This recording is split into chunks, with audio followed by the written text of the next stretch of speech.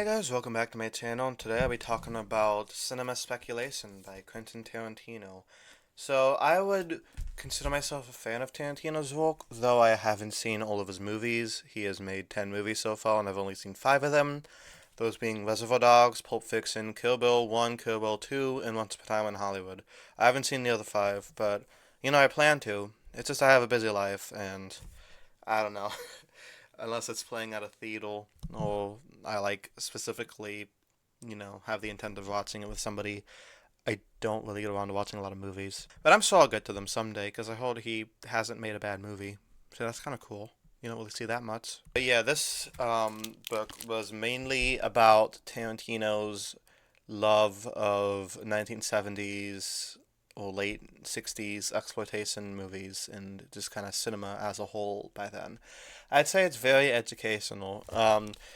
Now, considering all the decades of movies I've seen, I'd say the 70s are the ones I've seen the least amount of. I'm pretty big into like 50s movies and like 40s and 80s, a little bit of 60s, but for 70s, I really haven't seen that much. Like, I haven't even seen Taxi Driver. I mean, I've seen the first two Godfathers and, Star Wars, shit like that, but yeah, like, pretty empty canvas for me for 70s movies. So this is very educational.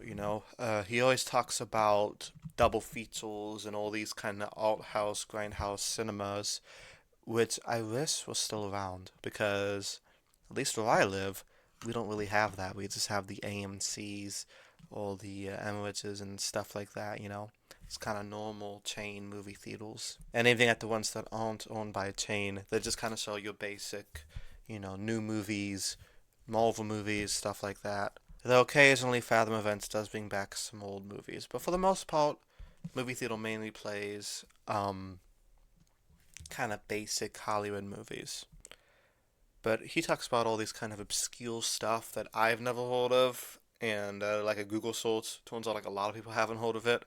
But it makes sense because he's talking about like obscure movies he saw as a child and as a teenager, and you could tell how passionate he is about it and where he got his passion from making movies. One of those was from his mom's friend's boyfriend, Lloyd, who lived with them for a while. He talks about how like his mother always took him to the cinema growing up, and it's just kind of how he really got into it.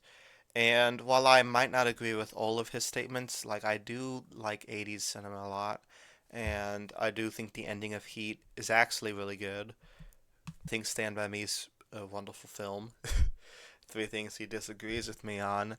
I still love how passionate he is when he explains the stuff, how articulate he is, how he says like his movie critics growing up kind of influenced how he judges movies too, and just how knowledgeable he is because he put a lot of research into this stuff about like the making of these movies. So you could just respect that a lot from him. Um, but yeah, let me know what you guys thought of this down in the comments below. I'm gonna give this book a B minus. There's really not much to spoil because it is a nonfiction book. Usually I tend more to the fiction side, specifically fantasy or detective novels, but once in a while, like this, I kind of try to mix it up a little bit. So yeah, let me know what you guys thought of this book, and what's your favorite Tarantino movie? Let me know down in the comments below. And I'll be back next week for my review of Elantris by Brandon Sanderson, which is pretty good right now. I only have about 100 pages left, but I'm really enjoying it. Thank you guys so much for watching, and until next time, peace.